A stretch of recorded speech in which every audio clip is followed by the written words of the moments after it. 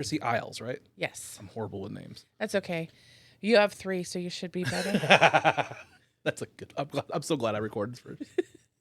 That's why I like to hit record right whenever we start, like before, in case I forget. Yeah. There's some good shit that gets captured. And I was thinking, this was not one of the questions I wrote, but like with 3 first names, like I would think that would be tough for sex. Do you expect them to say them all? I'm unloading the meat. I'm loading the meat. I'm unloading the meat. I'm loading the meat. I'm unloading the meat. I'm loading the meat. I'm unloading the meat. I don't even know what it means, what it is, what it is, what it is, what it is, what it is. I'm unloading the meat. I'm loading the meat. I'm unloading the meat. I'm loading the meat. I'm unloading the meat. I'm loading the meat. This episode of Unloading Meat is not brought to you by your favorite money-saving website like Honey. I guess that's what you would describe it as. I don't know. Mr. Beast just advertises the shit out of it all the time. I mean, I wish I had a discount on all this shit that I bought behind me. I'm broke as hell now buying all this shit. And I don't, I do look like I eat a lot of honey. Piglet. Okay, what was I doing? If you guys are tired of these fake ads, make sure to reach out to your favorite sponsors like Honey and tell them to sponsor this fat ass Unloading Meat. Now, back to the show. Ladies and gentlemen, welcome to a new episode of Unloading Meat. Oh, I'm so excited to have this next guest on the couch. Oh, and the channel. And the channel. And everything. And in the studio, the show. It's just in general. We can throw in any words. It's like Mad Libs. Right. Okay? Remember Mad Libs? They were great. I love Mad Libs. I still give Mad Lib birthday cards if I can find them. They have Mad Lib birthday cards? I found a whole bunch of them one time and I sent them out. And, my kid who didn't grow up in that era is like, what is this, like homework? Yeah. But one of my friends who is my age, they just got married and they had like a Mad Lib thing for everybody to fill in for their, like, not a guest book, but so that they go back and read it later. I was like, that's a beautiful thing. That's awesome. A certain generation got married whenever they do Mad. Yeah. Well, on that note, guys, please welcome my guest, comedian Chrissy Iles. Hi, Jared. Thanks for having me. I'm excited to be here. Finally found it in Beeville. Yeah, Beeville, Bartlesville. Beeville. Oh, the illustrious Bartlesville. Yeah, I actually used to have to come out here all the time to go to doctor's appointments with my daughter before my granddaughter was born. And I kept thinking, now this town has one thing that I really appreciate. You guys' park here, the kids park, not the one with the rides and stuff, but the park attached to it. Best park ever. Yeah. Great shade. More parks need shade. Yeah, Sooner Park. Yeah, the big one. Where they have like the Sunfest and stuff like that. Yeah, there's trees everywhere. It's nice and shady. Yeah, it's a great park. It's huge too. Yeah, it's a really nice park. I did take a tumble off of one of the little spinny rides. Apparently they are for kids. I don't know. Like, it looked fun. I did it. Yeah. So Kitty lesson Park. learned. Yeah, Bartlesville has this community volunteer thing called the Kitty Park, and it's just a small amusement park for the kids. It goes up to I think 10-year-olds or something like that.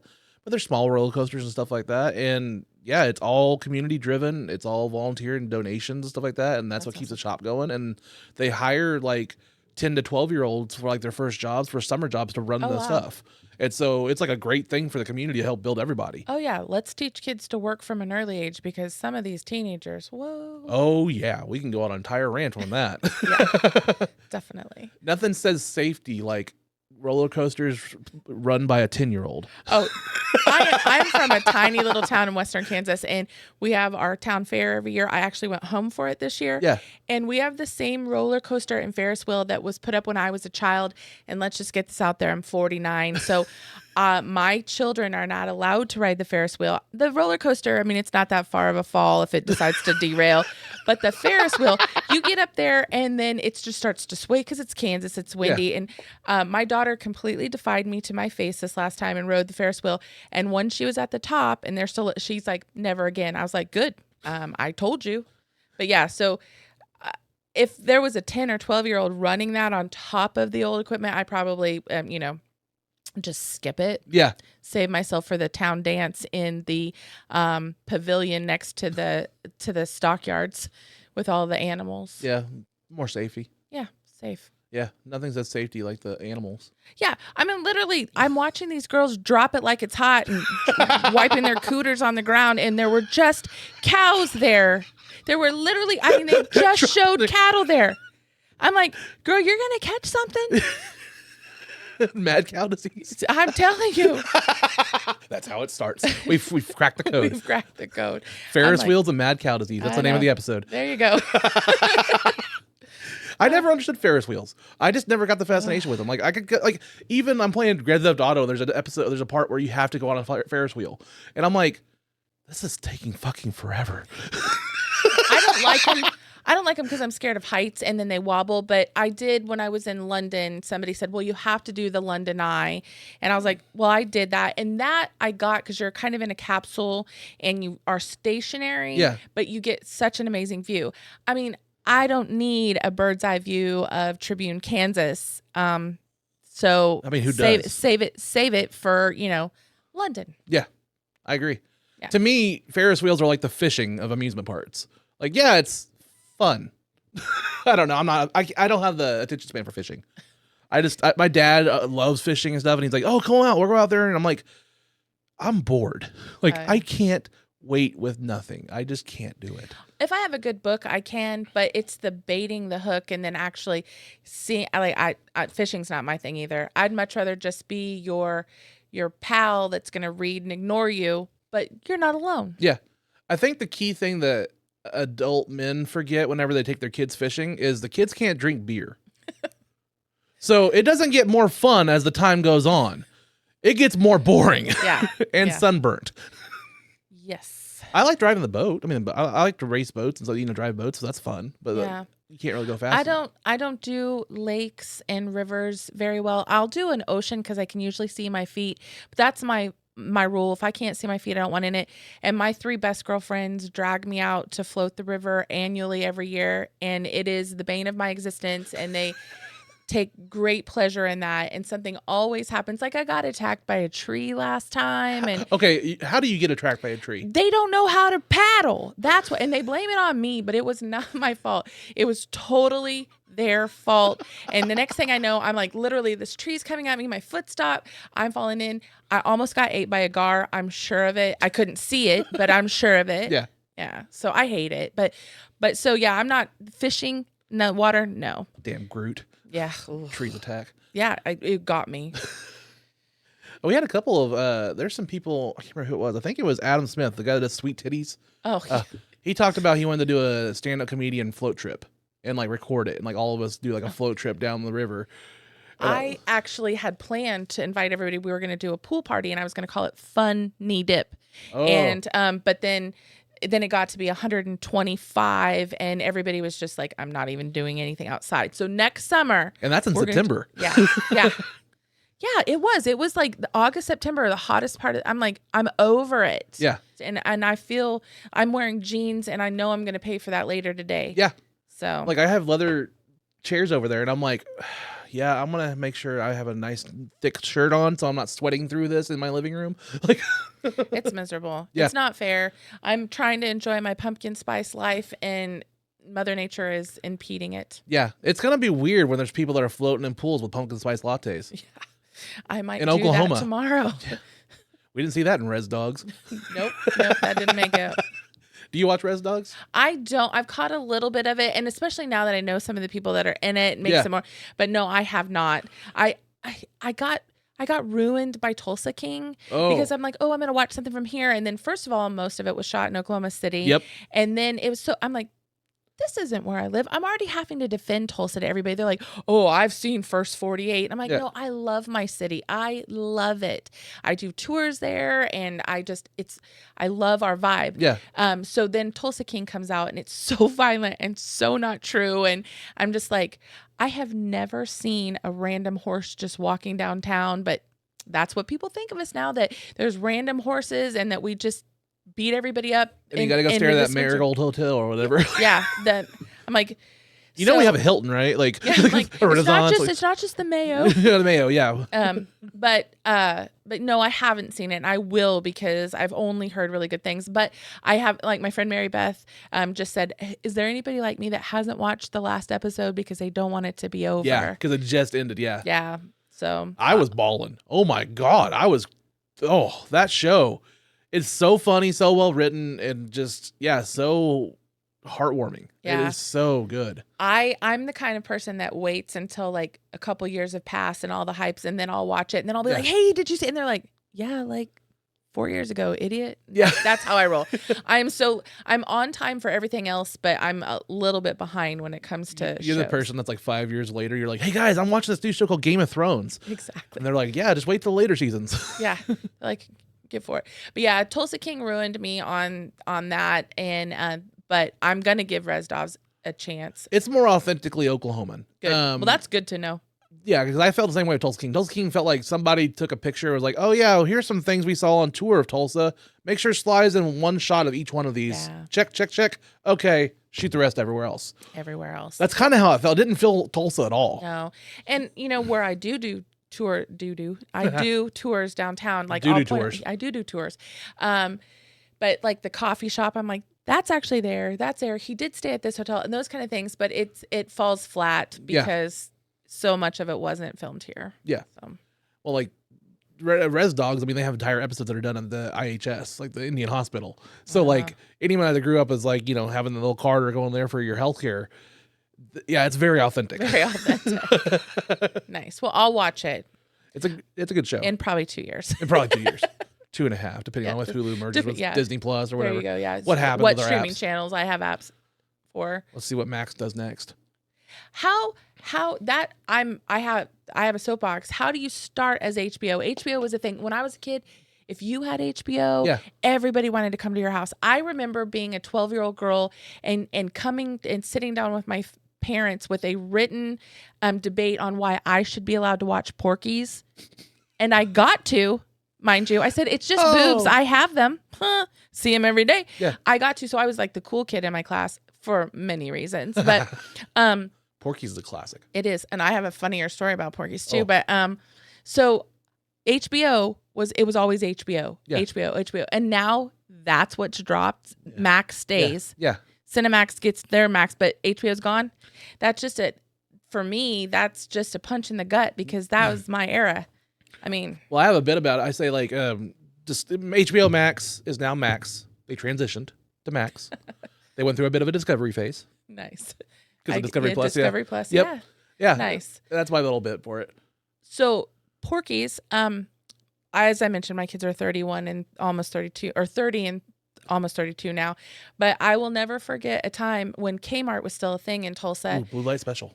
Yeah, we were in line, in the checkout line. It was my mother, myself, and my husband at the time, and we're checking out. And my mom has a very weak bladder, and my mom straight up.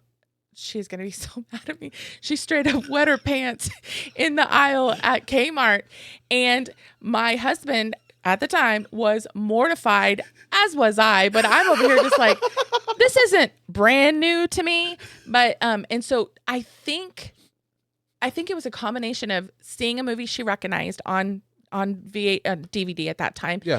And also trying to distract. She grabs Porky's and really loudly goes, oh my gosh, Porky's. I haven't seen that in so long. I'm going to get this for the kids. And then she hands it to the checkout lady with wet pants and says, I'm getting this for my grandkids. My kids were 8 and 9.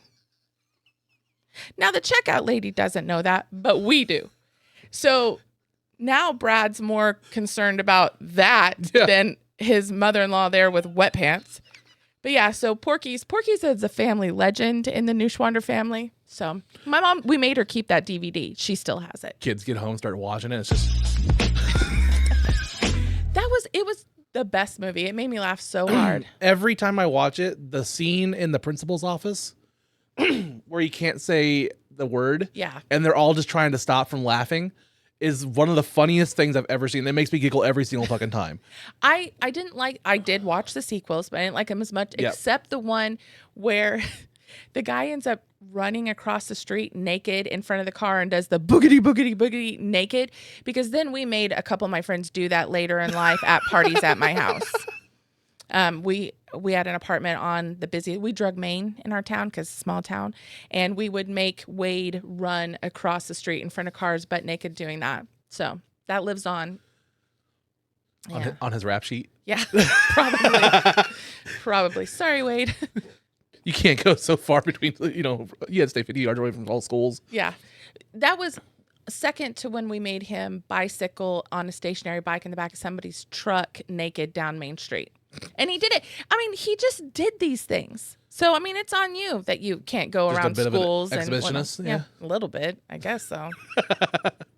He was just proud. Like that Ray Stevens song. Yes. The Streak.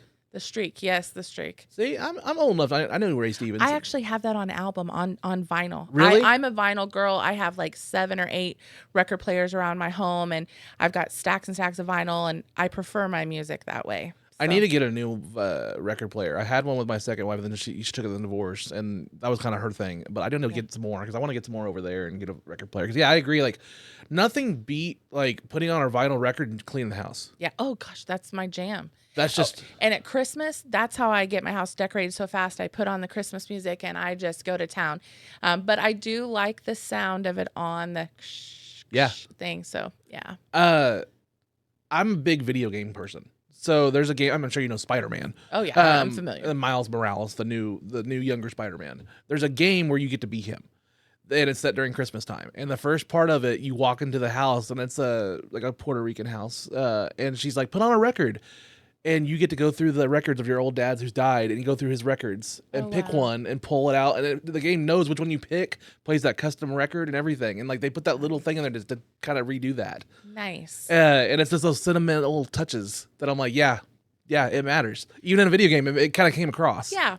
Well, that's growing up. My my grandma on my dad's side had this old hi-fi, and my dad was born in Hawaii. My grandparents were over there when he was born. So I joke that I could hula before I could hokey pokey, and it's legit true. But I would go out there and she'd put on Hawaiian albums and we would dance and play. And then so when she passed away, that's all I wanted was her hi-fi and the Hawaiian records. And so that has the prize spot in my house, and I play those all the time, much to everyone's chagrin. And it's not Don Ho, it's Alfred Apaka and all the other Hawaiian greats. But yeah, I could hula before I could hokey pokey.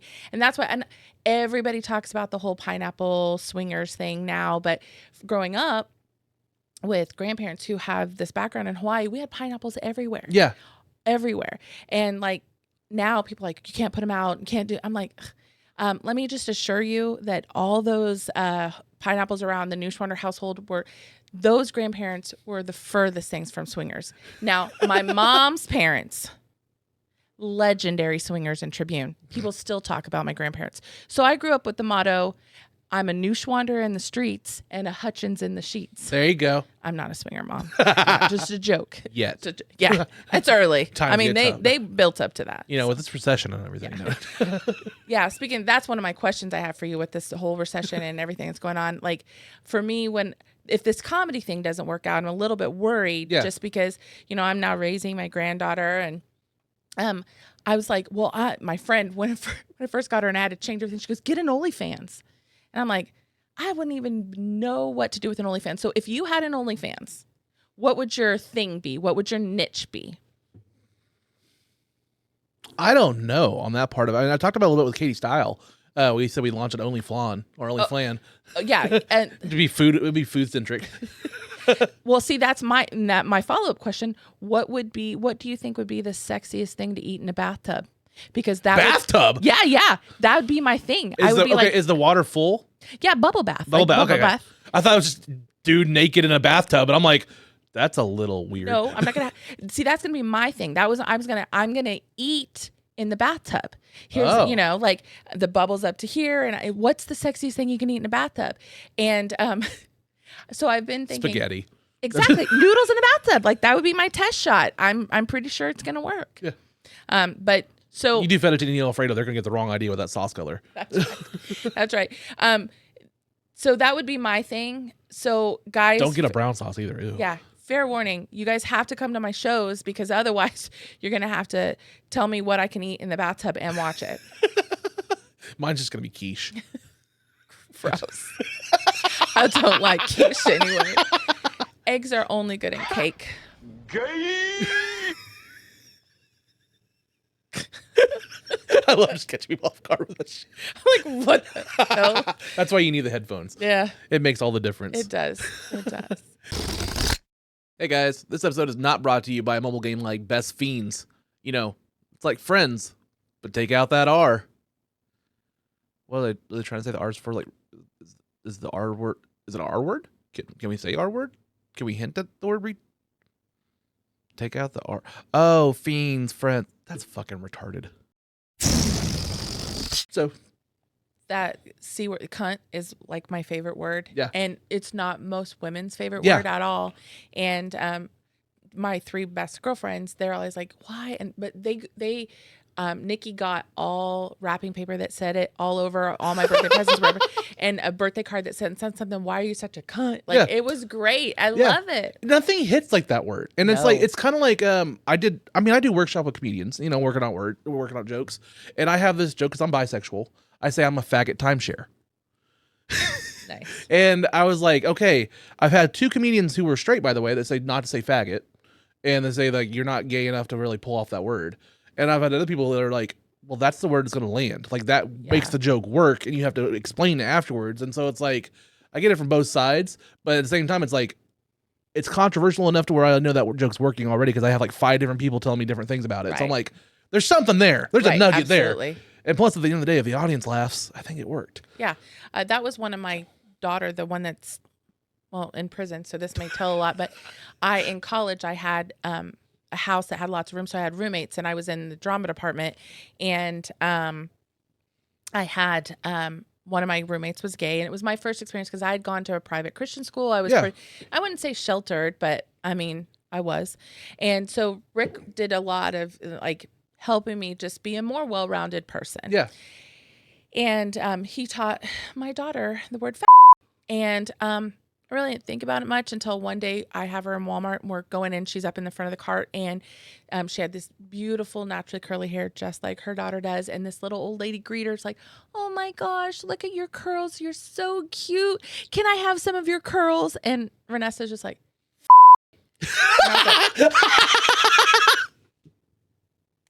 see, nothing lands like that word. I know. It just doesn't. I pushed her away really, really fast. And then I got home and I was like, Rick. Yeah. And he comes out and goes, what? I'm like, did you teach my daughter a word? And he just busted up laughing. He goes, tell me the story. I told him, and he's rolling on the floor. And I was like, can you just stop? Fast forward 3 weeks later. And we're driving, and it's a nice day. So I have all the car windows down. She's in her car seat. And we're at a stop sign. And there's this little woman out in her yard tending to her yard, and Renessa really loudly screams, inbreeder! And I'm like, you cannot hang out with my roommate anymore. Ever. I like, and now she's in prison, so thanks Rick West for that. So, it reminds me of do you know who Kevin Smith is? Yeah. He was talking about how, like, his daughter, when she was really young, overheard them saying shit. Yeah. And that was her new favorite word. And she was just like, in the back of the car on the way, like, from school or something. And she was like, bullshit, dog shit, cat shit. Just having a fun, because it was getting a rise out of the parents. They were laughing. Yeah, of course. And then they told her what a word meant the minute poop. And she was like, oh, and it just immediately stopped it. Oh, wow. I wish it worked that way in my house. Olive, the one that I'm getting to raise, in March, out of nowhere, she just started saying the F word, but saying it. And I mean, anywhere. And she's this cute little adorable, but at that point, 4-year-old. And I'm like, you can't. So one day it had become a real problem. Yeah. And we went on a walk around the neighborhood because I was like, maybe she just needs me to pour in more time. And we didn't get just across the street, and you can bleep this out, but she's like, Peaches, how come fuck's a bad word? And I said, well, Olive, it's not so much that it's a bad word. It's just, it's a harsh word, and a lot of people don't like it. It's off-putting. And sometimes when you say a word that people are uncomfortable with, it makes them not respond well to you. So it's just best that you don't say it. Yeah. Okay. So we walk about a mile, and she looks at me again and says, Peaches, how come fuck's a bad word? And I said, well, we've already gone over that, Olive. I've already told you that. So, but why do you think it's a bad word? And she said, oh, just because you said it was, but I like it, so I'm going to say it. And I was like, and we had been in therapy, so I knew just to kind of ignore it. Maybe don't give it so much. So I didn't say anything. About 3 steps later, she just knows how, she's like, what the fuck? It is so fucking hot out here. And I'm like, she's using it correctly. Yeah. And well. Yeah. But she's over that now. So. Yeah. She's fucking over it. She is fucking over it. Thank fucking God. Yeah, I know. She really gave me a run for my money, though, because we were going to Silver Dollar City, and I said, hey, this is a family park. If you say that loud enough, we'll get kicked out. And I honestly think that was the end of it. Yeah. Like, she didn't want to not be able to go on the rides at Silver Dollar City. Yeah. So, well, it's thank you, wholesome family park. It's like I was in a supermarket over here down the street, and my 7-year-old, just the magical time where they just don't have that inner monologue, tell them not to say this shit out loud. Yeah. We're just standing in line ready to check out, and she goes, I have to fart. I'm just like, okay, well, you don't really need to announce that. And I'm like, you might want to not do it right here in the line with everybody here. And everybody else just kind of chuckling and stuff. I'm just like, that's her. Yeah, that's funny. Yeah. Kids are great until they're not.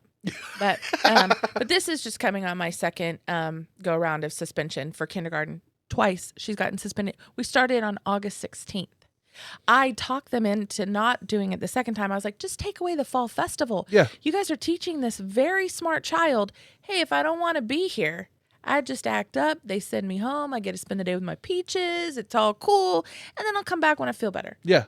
I'm like, don't do that. But yeah, twice already. Oh, my God. Yeah. Kindergarten. From kindergarten.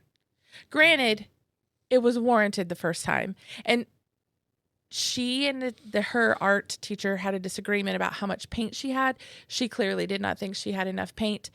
She threw down her chair, and the teacher fell right into her little Three Stooges trap because she came close, and so Olive kicked her, and the lady bent down, and then Olive pumped her in the face. I'm like, straight up Curly, Mo, and Larry over here right at school. So, and then she ran because she knew she was in trouble. Of course. So, yeah. So it was warranted, but I hate it. She's the worst, the best, and the worst. But nothing tries you like a kid, right? no. But now that I'm doing comedy, I mean, she gives me so much material. And I actually had a moment yesterday at the mall. I was just there because I like to eat at the food court because I'm fancy like that. I was by myself. I'm like, I'm going to go eat at the food court at the mall. And I'm walking down and I saw something. They have a vending machine for eyelashes. Swear on my life. Stop. No, I circled back. Come true. I know. I circled back and I was like, well, that explains a lot of the crap I've seen lately. Yeah. I mean, if you are getting your eyelashes at a vending machine at the mall, stop. I mean, at least that's imported from Japan. Unlike the used girls' panties vending machine. They have those. Shut up. No, where? They're in Japan. Used girls' panties in a vending machine. You buy them in little capsules. That's disgusting. Yeah, it's a famous thing in Japan. Yeah. Oh, wow. That's crazy. Yeah. But yeah, so, and then when I saw that, I was like, okay, so I'm at a new phase in my life because I am getting to do this comedy and it is my therapy and everything. Literally everything has become material. Yeah. So when I was at the airport the other night and my flight was supposed to leave at 6:00 and at 9:00, after they've loaded us on the plane and unloaded us on the plane and come back 4 or 5 times telling us different things, and they announce that we won't be leaving until the next morning, well, everybody else is melting down and they end up having to have police there and everything. I'm over here like, this is going to make some good comedy on the road. So it just changes your perspective. Everything's not as big of a deal as it probably could have been in the moment, but I was really taken back by the eyelash vending machine. I tried. I would be too. I mean, it's eye-opening unless the lashes get caught. Unless it's really good they glue. get stuck with a little claw at the bottom. You have to shake the machine. Turns into a whole fiasco. Maybe she's born with it. Maybe it's a vending machine. I was like, seriously. And they were some freaky deaky eyelashes too. I was like, just in time for Halloween. Well, I think they were like legitimately day wear. But my thing is, I'm all for whatever you need to do. Like, I don't have the best eyelashes, but I'm also blind, so I can't like put them on. So they're not necessarily for me. But if I am standing by you and you blink and my hair blows in the wind, it's too much. It's too much. If you literally have muscle mass in your eyelid from blinking, it's too much. They're just trying to put on some weight so they can train themselves to do the people's eyebrow like The Rock. I can't do it. I can't even wink. I have. Oh yeah, you've got it done. I train myself. I'm a wrestling fan. Oh yeah. I remember that about you. Yeah, I'm a wrestling fan. I looked in the mirror when I was like 12, and I was like, I gotta fucking practice this shit. And then I think I did the wrong eye. I don't know. And I don't know because I only know him from his acting, which I am a fan. I'm a fan of the Dwayne The Rock Johnson. Yeah. He makes me laugh. So. And he makes money. Although that last, I don't know, the Fast and the Furious was a Hobbs and Shaw where he's like holding a freaking helicopter or a plane and a truck like this, and I'm like, okay, you're not that strong. Yeah. You're not that strong, Dwayne. See, I don't like that Dwayne Johnson. I like Jumanji, Dwayne Johnson, or even The Jungle Cruise. Yes, was that's a good movie. Yeah, it was. That's The Tooth Fairy. That kind of stuff is I like that because he's a hilarious actor. He's very funny. He's got really good comedic timing. And yes. So, I watched. He had a little bit in the movie. Oh gosh, it was a wrestling movie. It was about siblings from I think London that Fight for Your Family. Yeah, the Page movie. Yeah, and he was in that. Yeah, and he was even good in that. So yeah, that had Vince Vaughn in it. Yeah, that's a weird story too because like I'm a wrestling guy. So like Rock produced that movie. It's for a wrestler named Paige. She broke her neck and she had to retire early. Oh wow! And it's a true story. WWE produced it and it's all about her story. And then they fired her. Yeah, during COVID and stuff, they released her because she's not being used. And so it's like, we made this big movie about her story and her triumph thing. We have all these stars in it, and we just released the star of it. We don't talk about that movie anymore. It's a weird thing. That wrestling, WWE is a weird billion-dollar company. It is just weird in general. It is. Yeah. Men in underwear fighting for belts. It's not gay at all. Not at all. It's just a coincidence I'm bisexual now. It all makes sense now. I grew up watching wrestling and be like, oh, yeah, makes sense now. Yeah. My favorite Rock... Going back to The Rock, there was a movie called Be Cool. It was the sequel to Get Shorty back in the day. Okay. And this is like early Rock when he was first getting into Hollywood. He plays a bouncer or a bodyguard for a guy. And secretly he's gay. And he wants to do like country music videos. And there's this like, I think it's Loretta Lynn or I can't remember who sings it. But it was You Ain't Woman Enough to Take My Man. It's an old country song from back in the day. Okay. There's a full-on music video of The Rock in a country western, like full on and like fake, like what's it called, tumbleweeds going across and everything. And he's singing this song called You Ain't Woman. I now have to find that because that would be funnier than, for me before this, what Pauly Shore when he did Son-in-Law, which I can quote at random, and I love that movie. But he did his version of Country Boy. Yes. And I would play that in my car as loud as I could. Like I was cool back in those days instead of John Denver. So thought you were Crawl. Yeah, I thought I was.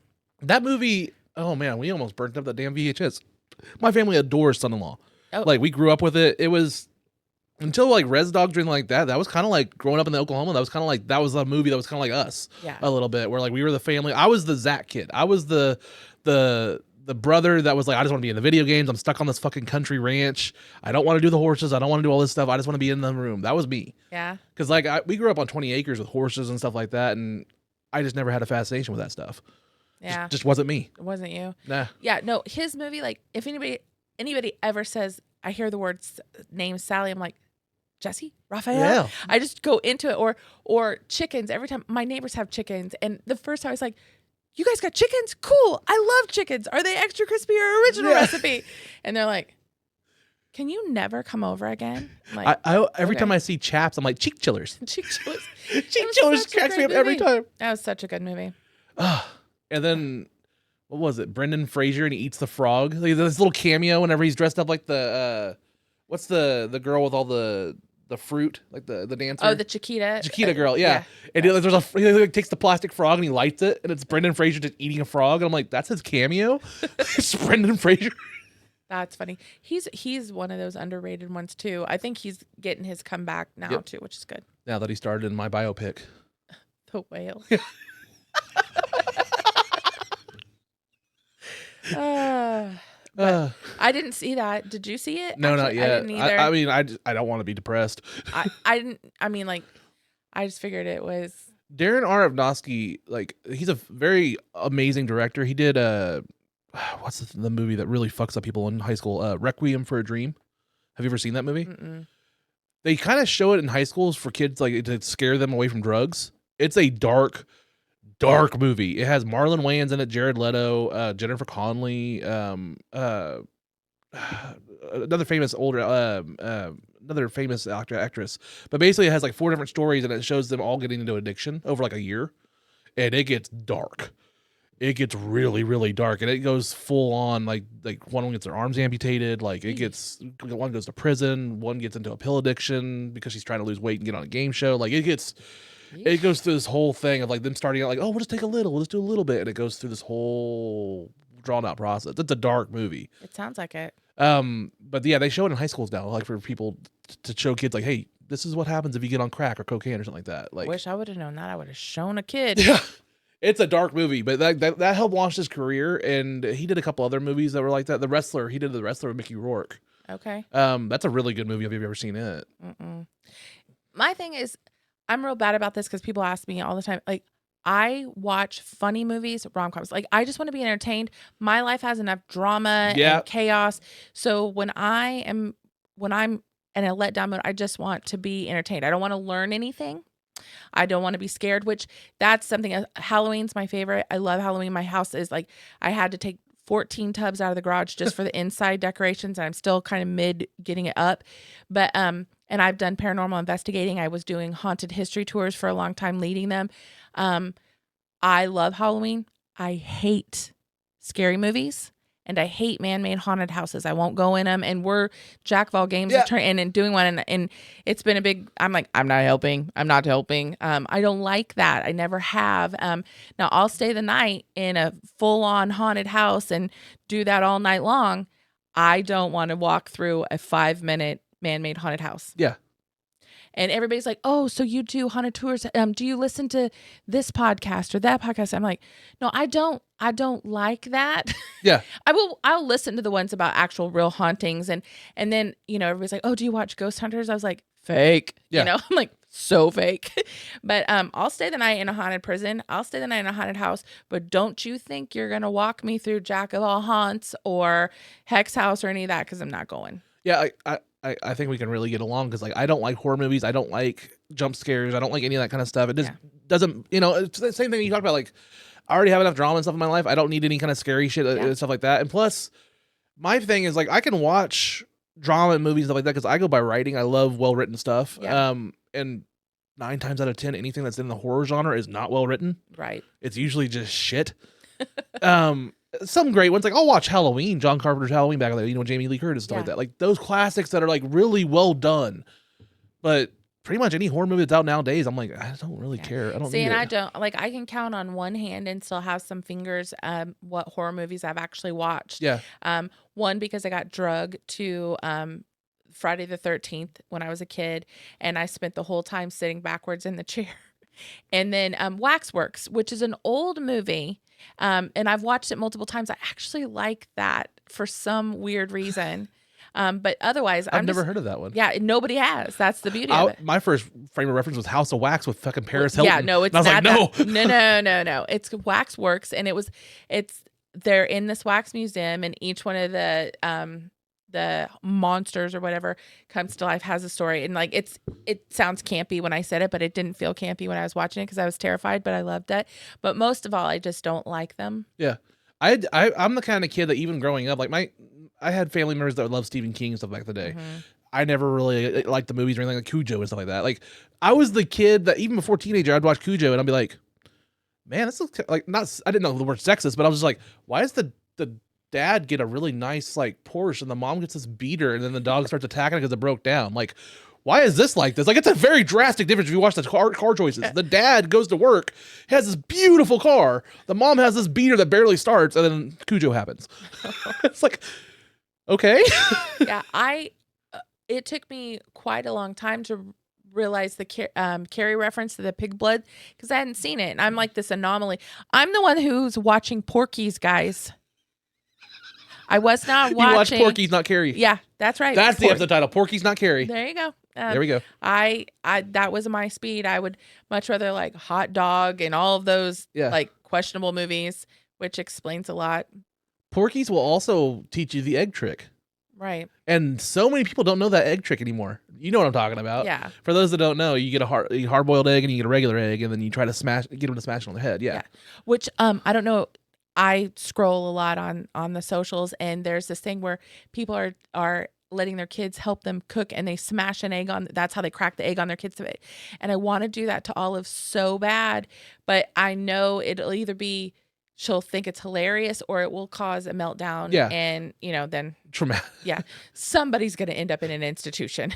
It goes viral, and some kid gets CTE from the egg smashed into their forehead. Yeah. But no, yeah, the egg trick.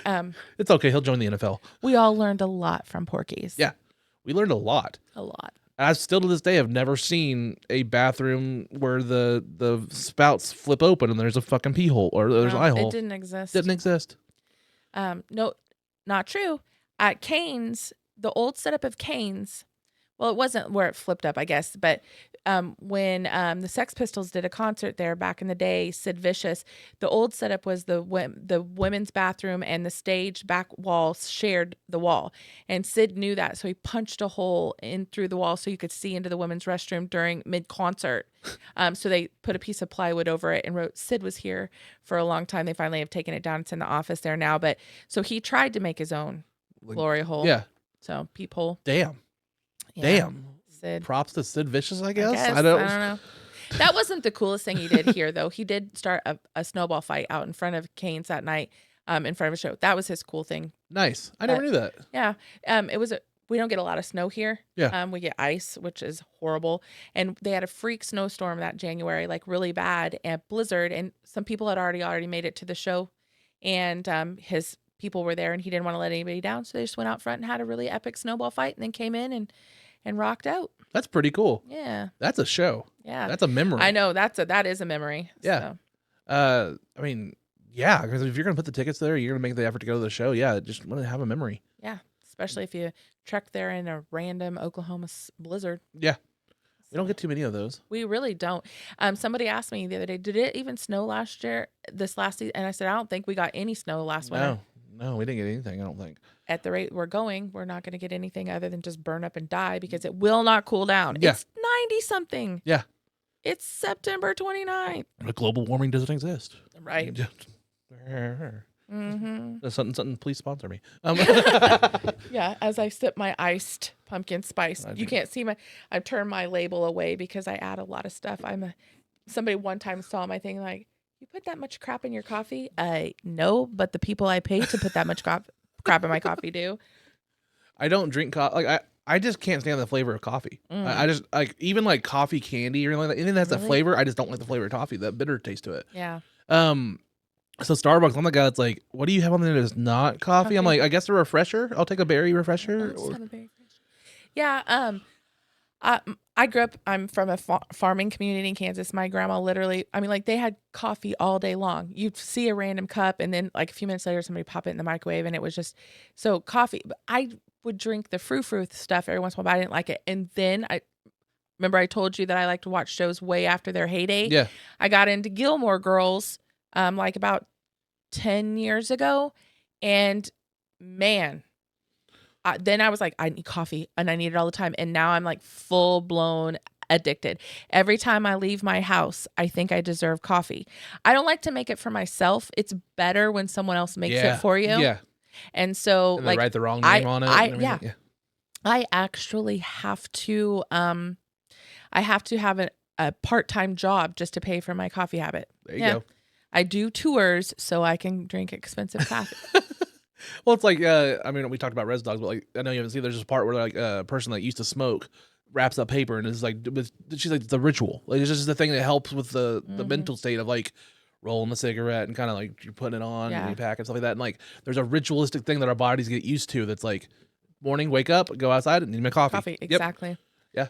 Yeah. And like the other day, I was like, I didn't even want coffee, but they had a buy one, get one free. Yeah. So I didn't not only get a coffee, but I got two.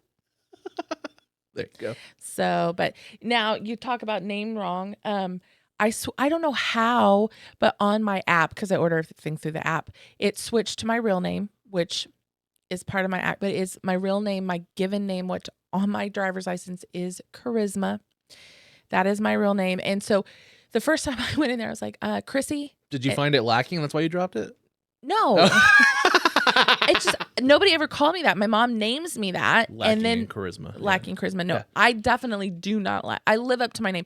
My name is Charisma Dawn. No, wrong one. No, that's part of what I say. I'm like, my name was my given name is Charisma Dawn, so I think it was a given that I was going to be performing on stage at some point in my life. Yeah. But with this body, I figured the safe bet was probably comedy. So that's how I ended up here. So I don't have anything with my name. My parents told me that like they were originally going to call me Jeremy.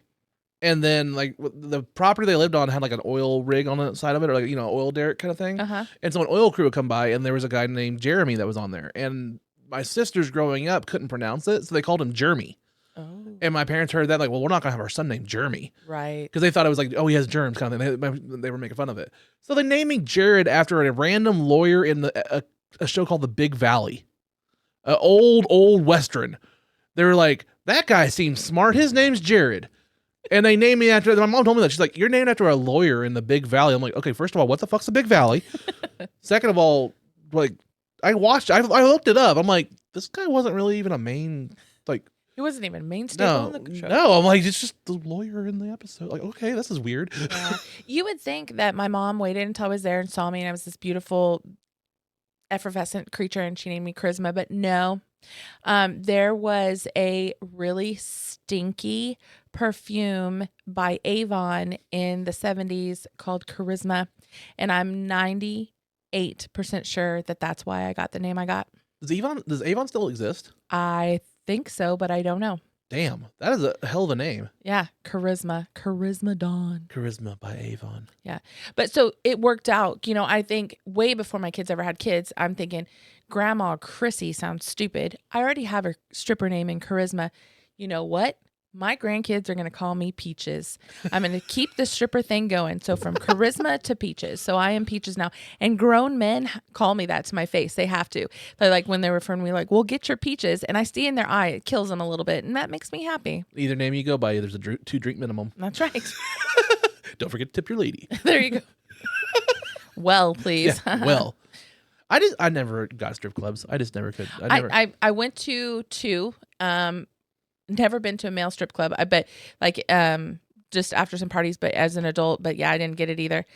For me, not only the body kept me from going into that career, but because of my heart condition, my gym teacher hated me so bad because I would use that's really the only thing I ever used my heart condition for was to get out of PE. Yeah. Hands down.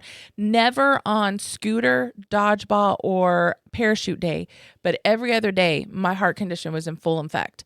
And so he was like, you can surely climb the rope. Yeah. That can't be bad for you. I'm like, I don't know. It seems risky. Why don't you call my mom? And so I got sit out of that too. So I couldn't climb the rope. So I'm never going to be able to master the pole because I don't have that skill. So Phrasing. I cannot go into being a stripper. I've just got to stick with the comedy. So please come to my shows. You bring up stripper pole. So like the ones you can buy for your house, like the indoor stripper poles.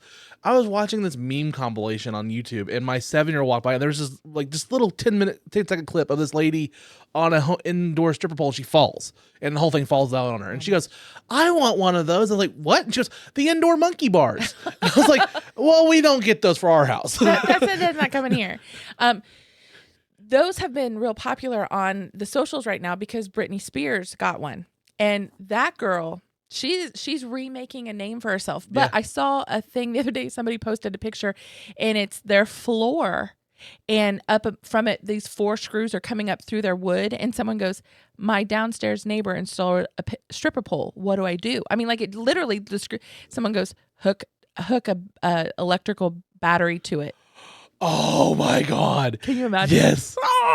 Like the wonders. Oh, that's giving me Home Alone like vibes to it.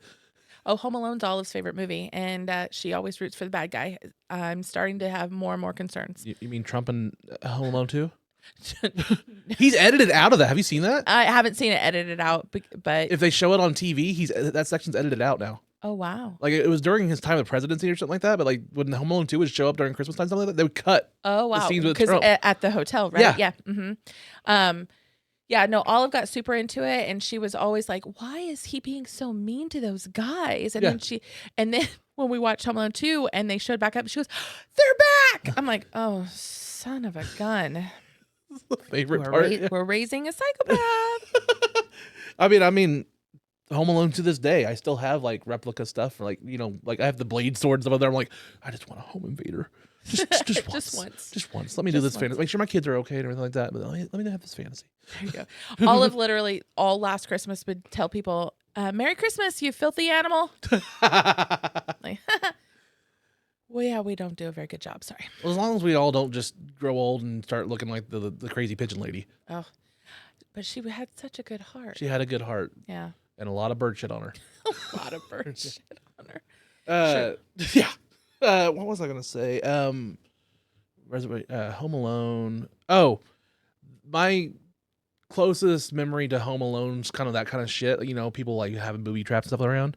Is I've said it before. I was kind of a World of Warcraft whore. Like I met 4 different women on WoW and they flew me to them. Oh wow. But one was wow. Wow.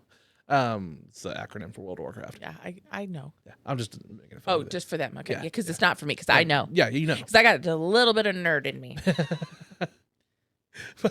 But the one from Albany flew me up there, and we had some fun and stuff like that. And then afterwards, we're sitting there, and she's like, "I'm glad you're not a psychopath.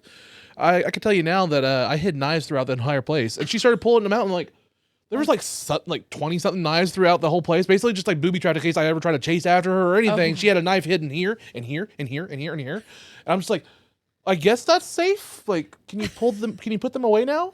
Like, this is creepy. Like behind, like she had one in a Ziploc bag in the top of the tank of the toilet.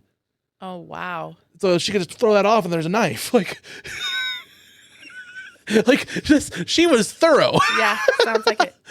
Sounds like it. This is when if I could reach down between these couch cushions and pull up a knife, and you're like, because I wasn't sure about you. Wrong. What is it even this one? Hello, motherfucker. Yeah, we should have done that one. I love these sounds. I changed them from guest to guest. Like I had a really nasty one, but now I just have. Oh no, that one's good. I love that. And then my favorite soundbite. Did you watch King of the Hill back in the day? A little bit, some. You'll get the voice. I'm about to go down to Taco Bell and give me a blast. That's actually one of my favorite sound class. Yeah. I think David Bates put something on socials the other day about pumpkin spice is a season, but Baja Blast is a lifetime or something like that. And that's instantly what I thought it was, that clip. Oh. Yeah. And then if something's taking too long, we have a bathroom break. I have. Nice. Just like that. I love having the soundboards, just fun stuff. I'm not going to take a bathroom break. I will sit here and fidget forever. It's my thing. I'm grown, and everybody in my do you need to go to the bathroom? I do, but I'm going to wait. So I will end up like my mom someday, peeing in a Kmart line if we still had Kmart.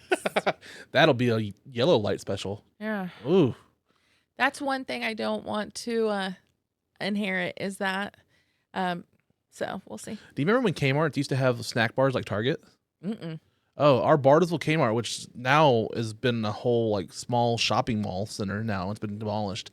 It's like a Tuesday morning. That's like a Five Below and all that stuff.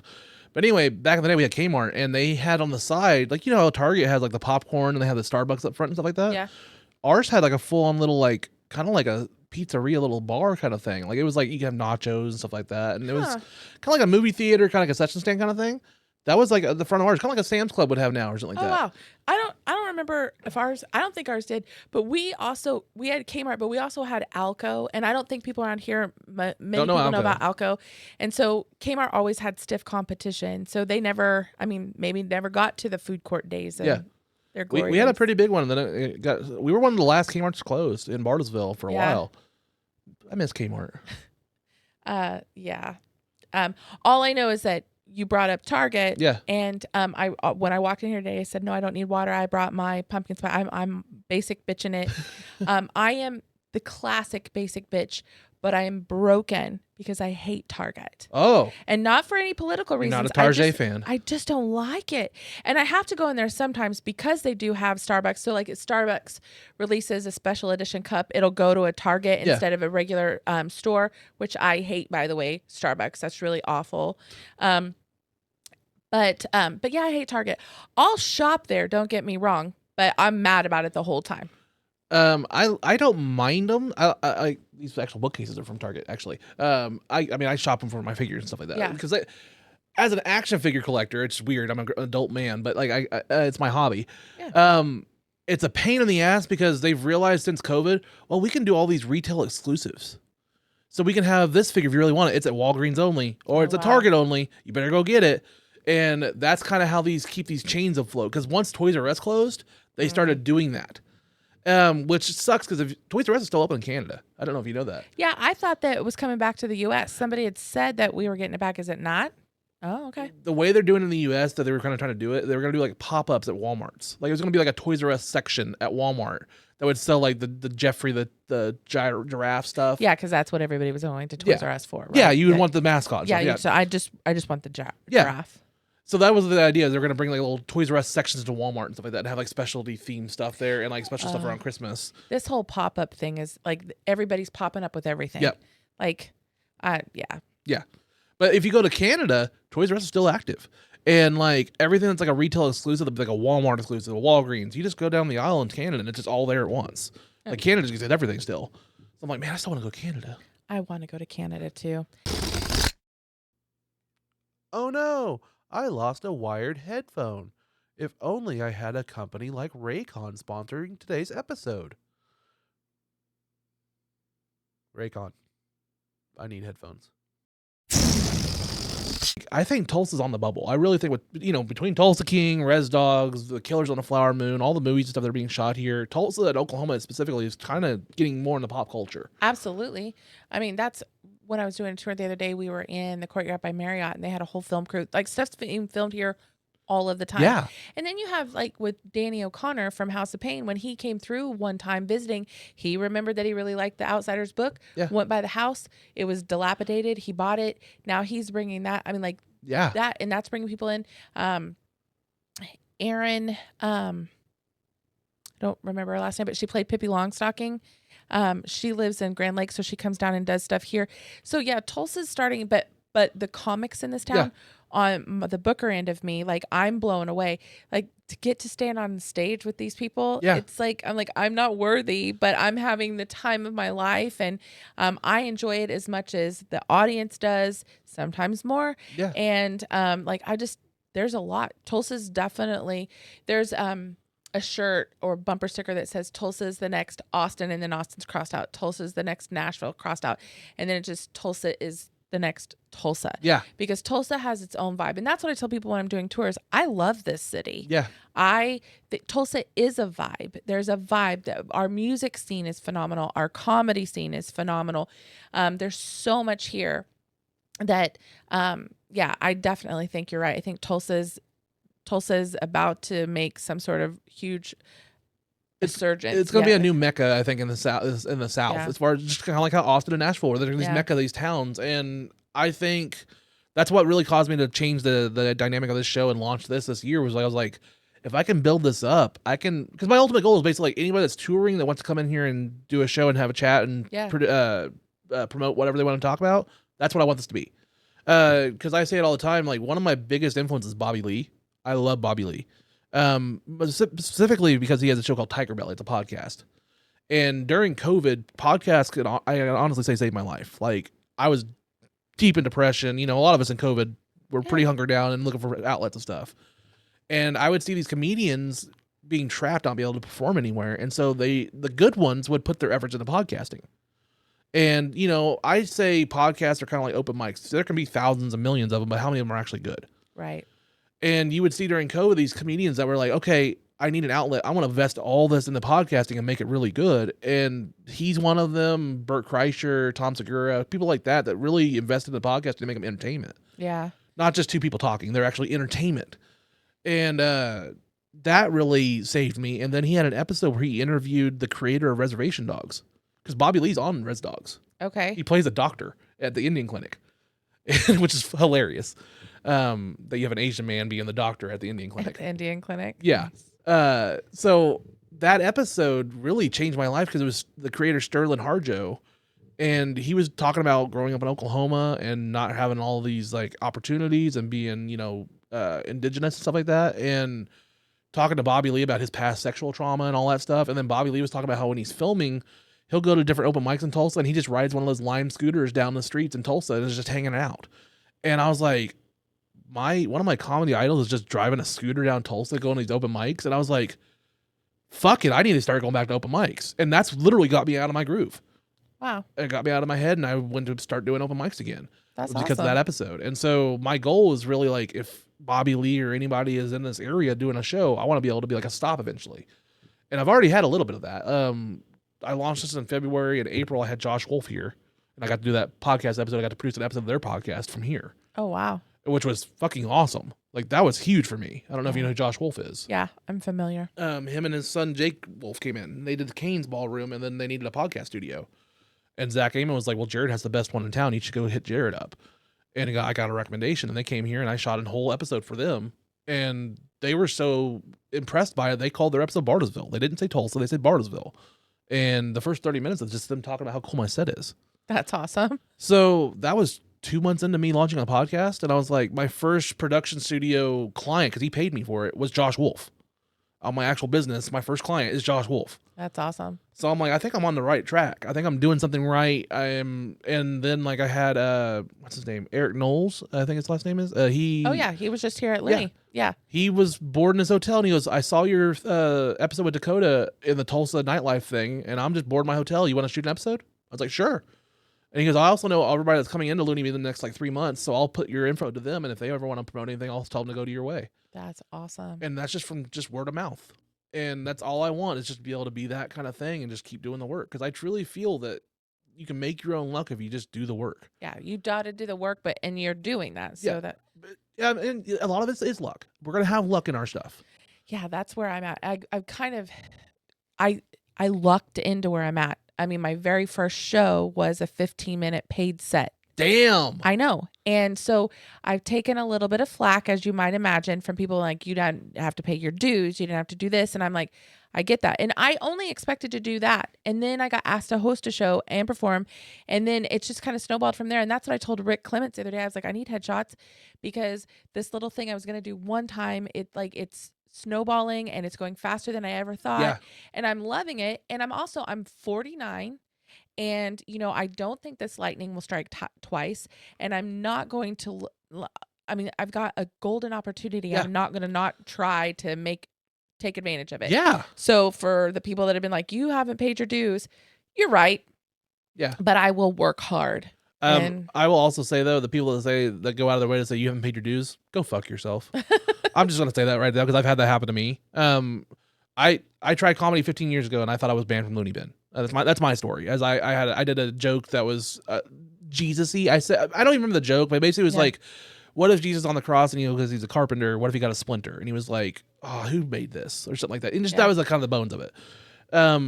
I did that joke, and then the host of the time, who's a friend of mine, said, hey, you're banned. They didn't like your joke. And I was devastated, because I was the only club in town 15 years ago. Right. So I just stopped comedy. And found out a couple years later that it was just him. It wasn't the club. They didn't even know who I was. Oh, wow. Yeah. So, that devastated me for a while. So going to it now with the podcast, that's why I was like, if I'm going to do stand-up again, I'm going to make sure I build the studio. Nobody can take anything away from me anymore. I have my own base now. Yeah. And I've had people say, oh, well, you shouldn't have so-and-so on the show because they've only been in the scene for a little bit. They haven't paid their dues. You should have so-and-so on the show. They've been here for 5 years.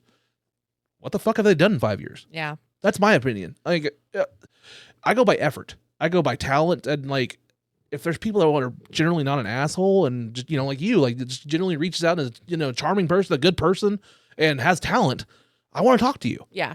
Well, and that's my thing. Is like, I am, the community as a whole has been incredibly kind and welcoming. And that's something that, I'm not taking for granted. And I am paying that forward. Yeah.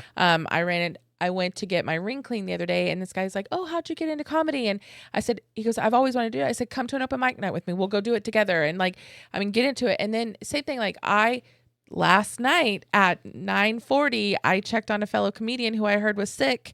And the next thing I know, I'm going to the store to buy cough medicine and food and driving way far away from my house to make sure that she had what she needed, because we're a community. Yeah. And I might be new to the community, but you're on my show. I'm going to bake you cookies. We're going to have a good time, and I'm going to ride this one out. Yeah.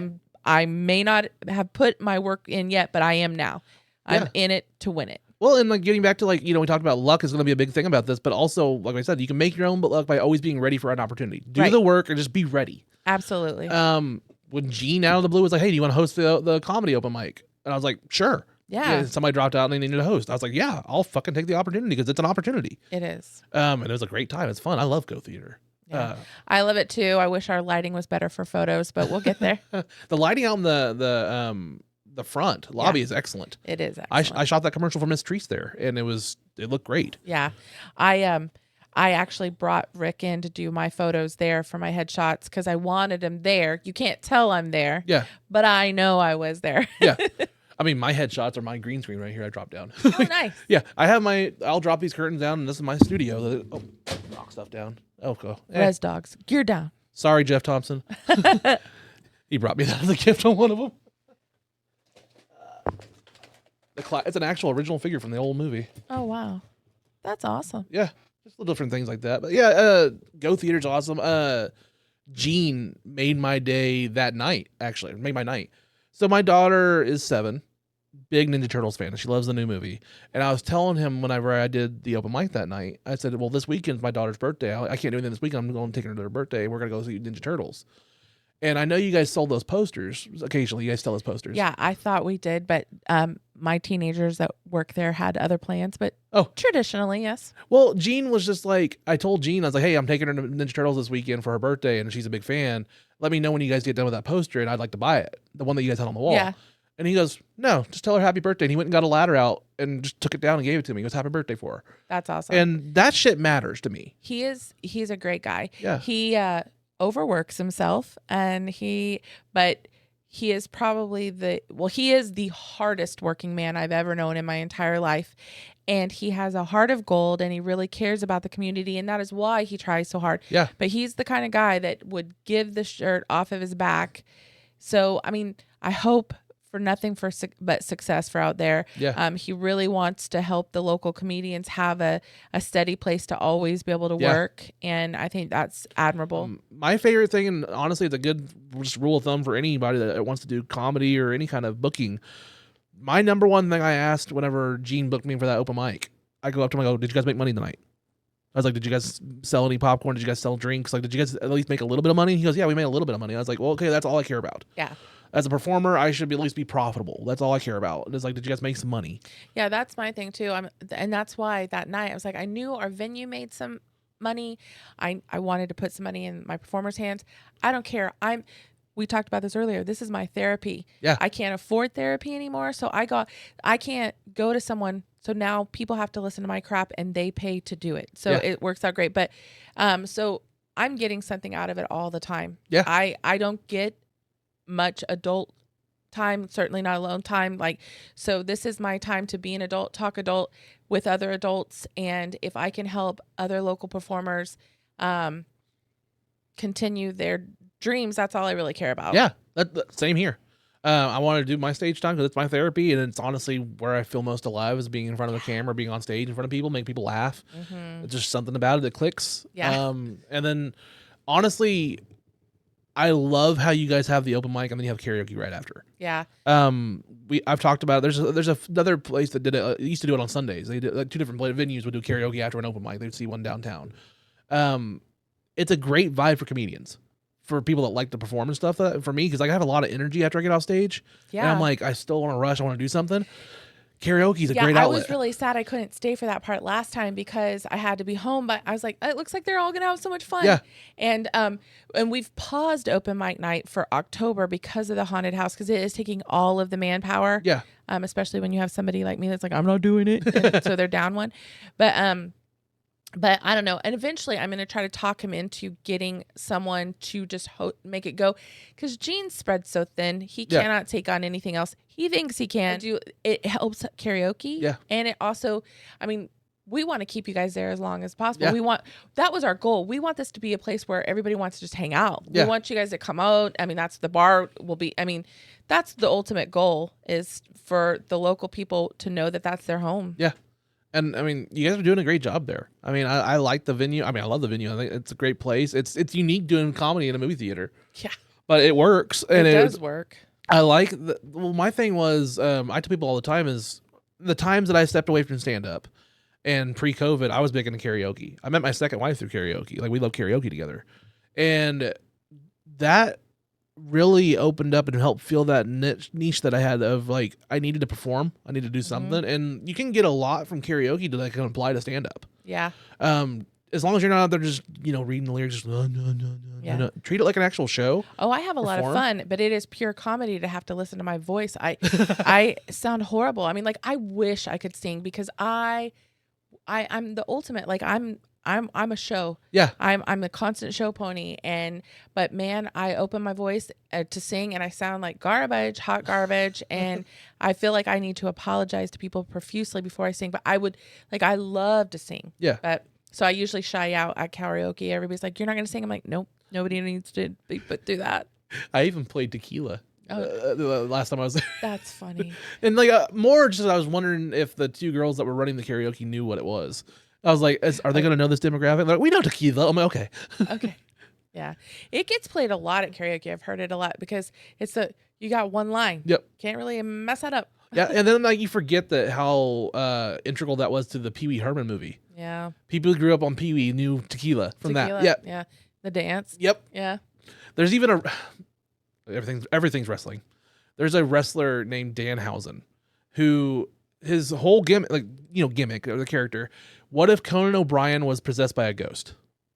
That's basically, Conan O'Brien, how he's a very animated Yes. dances. That's basically his gimmick. Is he's this guy and he wears white face paint and black face paint. And one of his signature moves is he'll stop the match in the middle of the match and do the tequila will start playing. Burn. And he'll start doing the Pee Wee Herman dance. So and the whole crowd singing along with it and everything. And it's just part of his little gimmick. That's fun. I love it. That is fun. Do you have any questions for me? I have one. We're gonna go guess questions. Oh, okay. So, where would be your ideal place for a picnic? Ooh, a picnic. Like you talking about actual name of a place or like a specific location? Yeah, like a vibe. Yeah.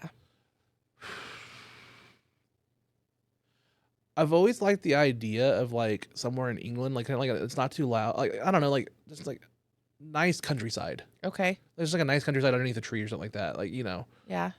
like English countryside or something like that. I don't know. Yeah, it's beautiful over there. Yeah. Mine is a cemetery.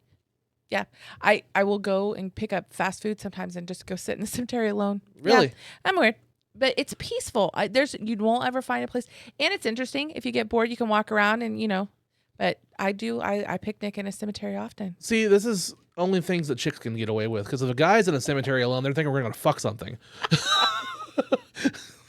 Hey, don't why are sell you me, here? Don't sell me short.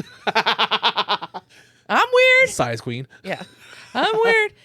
Okay, so and then because I am spending a lot of time with Olive in the principal's office, did you ever get sent to the principal's office? Yes. For So I'm the kid that's like, it takes a lot to get me angry. Like I'm the big kid that didn't ever really know he's a big kid kind of thing.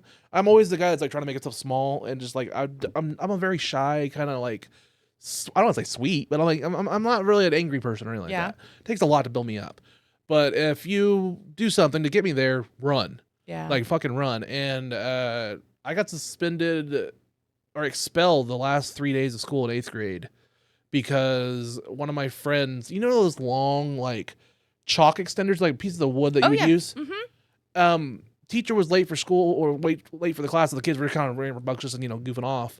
It was 8th grade algebra. He whacked me over the back with it and left a whelp, just whacked me. Instant rage. Teacher walked in. I have him by the throat against the chalkboard, and I'm just wailing on the kid. And that's what she walks into. Oh wow. He got in-school suspension because he'd never done anything wrong. I had tardies or something like that, so they expelled me because it was on a record. Oh my goodness. And it was the last 3 days of school and everything. And I was like top of like the English, and I was top of the grades and everything like that. But I was like, it just sent me into that rage. Oh yeah, it would me too. Yeah. Yeah, that's kind of why I got kicked out of orchestra. I played the viola. Nobody should play the viola, but I did. And not even Davis. Yeah. And my friend also a viola player, forgot hers. So she that day was just sitting on the table behind me, and every time I would try to go, she would stick her hand out so my bow would hit it, and so mine would be and I was getting in trouble from that. Like, and he never could see her. And finally this time I was like, I'm gonna get her. So I just, yeah. And she moved her hand and I hit the other viola player that didn't forget her viola right here, right on her temple. I could have killed her, took her eye out or whatever. But I got sent to the principal's office and kicked out of orchestra. And she felt so bad later on that she told him, and he ended up calling me because I tried to explain myself and he didn't want to hear it. Yeah. Probably because he was tending to Anne's bloody face. But and he called me and was trying to apologize and asked me back, and was like, no, you didn't hear me out. So Yeah. and the other time was also not my fault, but it was. I was in 6th grade. And this girl, she was notorious for wearing, back then, like liquid makeup was like really dark back then. And she would come in with this blue eyeshadow. It was the 80s, but real thick and really, really thick rouge. And one day she came in without any, and she was kind of late. And I, under my breath, I thought, said, oh, look who forgot her makeup today. 6th grader. I wasn't a rude kid, but Yeah. maybe I was. And she said something, and then she flipped my desk over. So my desk is, and I was like, you better pick that up. And she wouldn't pick it up. And I was like, the teacher came, and my desk's on the ground. That's it. And I got sent to the principal, and I got in-school suspension. I was like, she did it. But apparently you can't talk about somebody's makeup. But so those are my only 2 times. So I'm spending more time in the principal's office with my granddaughter that I'm raising than myself. So. I'm writing material on this because like you have to. My daughter's ADHD in kindergarten. The teacher that they had signed had a pregnancy, so she's out. So for the first 3 months, they gave us a substitute teacher who also has ADHD. And this teacher just rambles and just talks nonstop on stories. And like the first time we met her at like open house, it's just like, I'm looking around and all the parents are on their phones. Nobody's listening to this lady just talk about these long stories. And I'm just like, who is this for? Like, she's just going on and on. So we're doing this like child plan, like learning plan. And with the counselor stuff 2 days ago, and they invite that teacher in, and we're all in short time. We have like 30 minutes to do this. And she's like, well, let me tell you about this time where I wore ball-bottom pants in the 70s, about Jingle Bell pants stuff. And like, it's going on and on. I'm looking around and all the teachers are on the phones. The counselor's not looking down. My ex-wife's not looking around, like not listening to her. And I'm like, nobody's listening to this lady. She's just talking on as a random story. It's like, oh, ma'am, can we stop? Can we stop about your bell bottoms? I was like, I'd like to focus on my daughter. And she's like, well, I'm just getting back to that. I was like, no, you're taking a long time. I appreciate it, but we're here about my daughter, not about your story about your bell bottoms in the 70s. I was like, we can focus on this. And then she started interrupting and getting more hostile about it. You know, I was very polite. I was just like, we need to focus on this thing. And then I just looked at the counselor. I was like, can she leave? And they just kind of looked at me. I was like, because she's not adding anything to this. I was like, I appreciate what she's doing, but I was like, we're here for my daughter, not here. Could you have her step out? And she stepped out, and we had a great conversation afterwards. I was just like, that's something that's good though, because we're in a generation where people forget to advocate for themselves. Like I had to tell my youngest daughter is going through a divorce, and she was really nervous going into court because she hadn't talked to her. And I said, Haley, the attorney works for you. You have to advocate for yourself. You have to stand up and you have to voice what your needs and what your expectations are, because nobody's going to advocate for you if you don't believe in yourself enough to do it for yourself. So good for you. Well, I don't have, like, especially since my last divorces and stuff like that, like, I don't have any patience with like bullies or people that like take advantage of other people's time or just effort. And, like, it was clear that the rest of the teachers had been used to this. They just let her go and let her ramble. And they were just like, they just tune out. And if no one's there, I'm just like, I'm literally looking around like, nobody's listening to this bitch. I'm like, who is this for? Like, and I'm just like, she's just taking advantage of all of our time, just talking. Yeah. It's center of attention. It's about me. And it was a story about her. And I'm just like, ma'am, this is not about you. Right. And yeah, she didn't like that. She got pretty offensive. And I understand, but I was very polite about it. I was firm, but I was just like, can we focus on the paperwork for my daughter? Yeah. Well, that's the key. Being polite, but advocate. I mean, like, way to conduct yourself like an admirable human being. I told my ex-wife, I texted her, I was, I hope I didn't make it awkward. She's like, you did, but you were the only one that stood up, said anything. And I was like, yeah, I don't have time for that. I was like, she's wasting everybody's time. Like, the counselor's here from out of town. Like, everybody's here for 30 minutes, and we're spending 10 minutes about bell bottoms from the 70s. Yeah. Has nothing to do with No. There's a lot better things from the 70s we can spend our time on. Talk about Porky's. Yeah. There you go. She probably never saw it. She probably didn't. Did you have another question for me or anything? I think we covered the OnlyFans earlier. We talked about our names. Yeah. I think I'm good. Okay. We will end the guest questions section. Guest questions. And it goes back to normal. Yeah, it's daunting, isn't it? Yeah. It's like, oh. I mean, you can even turn it off. The drastic difference of. Ooh. Yeah. This is Go lighting. It's always blue. It helps a lot. It Yeah. makes it a whole big difference. Makes me look professional. There you go. Nice and professional. Tell that to my ex-wife. He's a professional. Professional. Yeah. That's the other thing too, is like, and I know we'll wrap it up in a little bit, but like we talked about the comedy community, like how great this community is. You talked about like, found someone that was sick and you're like getting her like NyQuil or whatever and getting her drug, stuff like that. I got some new appliances my parents are moving this week. So like they were like, hey, you want the old appliances? It's like, sure. So I sold my old ones on Facebook. And then like I was like, hey, comedians, if you guys need any appliances or anything, I'm helping some family members move. Comedians started reaching out because like Case was like, hey, I have a guy that needs a fridge. So I gave him a good deal on that and got him a fridge. And then like yesterday, there's a guy named Terrell Norton. Oh yeah, I just met him. Yeah, Love him. His washer and dryer went out. And so they were like, we need a washer and dryer. I was like, okay, I'll sell you my old one for like $300 for a whole set. I'll help you guys out. And they're like, well, we gotta get a U-Haul or gotta figure out something. He goes, I'll try to figure that out, but we can't wash clothes for that. I was like, well, let me borrow my dad's truck. So yesterday I just borrowed my dad's truck and we took it and dropped it off there at their house. I was like, there you guys have a washer and dryer. That's then awesome. he was like, well, I work nights at bartending, so I'll give you an extra money for gas for doing that. So he gave me some tips like for that. And I was like, I just like helping the community out like that. Right. Like I have a washer and dryer for sale. You need one. I'll drive it to you and I'll drop it off for you. Well, Chrissy, you got anything else for me or anything you want to talk about?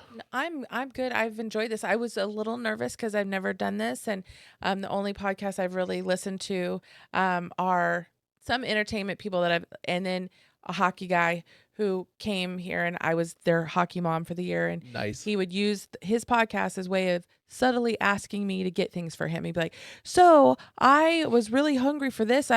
Chrissy." I'm like, "All right, Jared." So he was a Jared too.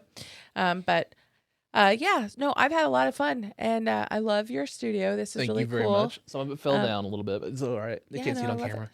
love It's fun. No, I've enjoyed this. I love that even if you're stepping away for a little bit, that you have still the connection and can still work the comedy thing. Because Like, I think it's I'll good be for- there Sunday for the popcorn bites. Oh yeah, I'm so excited about that. I didn't really know what it was all about, even though it was at Go, and Micah saw me. This is something I have to get used to. He was at my show on the 1st, and for about 30 minutes after, he kept going, "You're just so funny." I just had no. I mean, like, I wish people would stop being so shocked that I'm actually funny. Like, I'm funny. Thank you. I appreciate it. No, but he's like, "I got to have you on," and I was like, "Awesome." So I'm excited. I'll see you there. Yeah. And he's now got Peter as the host, which is like, I'm like Peter Bedgood's biggest fan. Lacey can take a hike. I'm on Peter, Team Peter. Yeah, I'm a huge fan of his work, all of it, comedy, his art, like his brain. And again, it's another way to showcase the skills of Tulsa. That's why I was like, this is a great idea. Like, I want to show the talent here. Yeah. Well, and there's so much that, like, I'm putting together a show for Veterans Day because we have so many comics that are veterans. Yeah. And so many veterans. I mean, I think Casey was telling me 22 a day commit suicide, and that hurts my heart.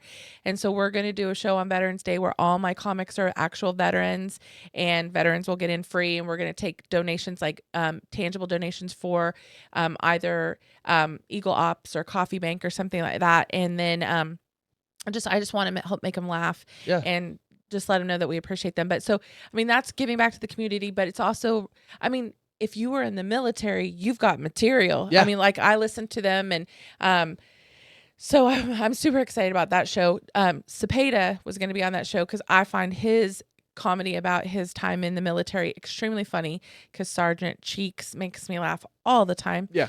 But he hit family first, and he's got something coming out with his family, but I've got a handful of really good comics on that one, so I'm excited about that. Nice. But yeah, the whole sticking in the community and helping everybody build up, and it is our therapy. Yeah. I mean, everybody's laughing and having a good time, and it's helping ease. Somebody the other day told me, "You've got it. You've got it." You hear that all the time. You're like, "You got it." And I looked at Katie and said, "They said I've got it." And we started laughing. It is trauma. Yeah. Yep. That's what we've got. We've got trauma. Everybody's trauma. Yeah. Yeah. So laugh with us because it's the only way some of us can cope. Comedians sometimes. are the Isle of Misfit Toys from Rudolph the Red-Nosed Reindeer. Absolutely. We're just all those. Yeah. We'll find love eventually. Eventually. So that's Yeah. fun. Trauma bonding. 1, 2, 3. 1, 2, 3. Well, this has been a lot of fun. I Yeah. appreciate you. You're gonna have to probably work to edit me doing the pee dance the whole last 30 minutes. It's okay. I'm used to it by now. I'm doing it by here. That's why I lowered my chair. Like, oh. We don't need a I'm Kmart so fat moment. though. If I start jiggling, it'll be like 5 seconds, and then the rest of the stop. On That's that so note, funny. guys, we're gonna end it here, guys. I have been Jared Ralphie Allen. This has been the amazing Chrissy Iles. Thank you for having me. I appreciate it. Thank you for being on. This has been an amazing episode. been a lot of fun. I can't wait to see this again and see how it's actually gonna come out and post. It's Awesome. gonna be awesome. Guys, make sure to follow everybody at Go Theater, Go Laugh, Jack of All Shows, Jack of All Haunts. Jack of All Haunts is new for us now. And then Lumberjack Attacks, our axe throwing place. Yeah. And then I have my own, I'm Chrissy Iles Comedy on both Facebook and Instagram. And, and I'm on TikTok at All the Charisma. So, All the charisma. I love it. yeah. TikTok, Instagram. I love it. You're going to see a lot of my grandkids. I apologize in advance. But every once in a while, there's some funny stuff peppered in there. Every once in a while. Every once in a while. It's like the big bill. What is it? I'm thinking of like the big mouth Billy bass back in the day. Oh, gosh, that fish. Yeah. My grandma had one. It was super awesome. Instead of my grandma. Everybody's grandma had one of those I back in think the day.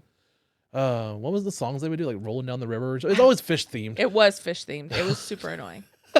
Something redneck. Anyway, on that note, guys, I've been Jared Ralphie Allen. This has been Chrissy Iles. Thank you so much for watching Unloading Meat.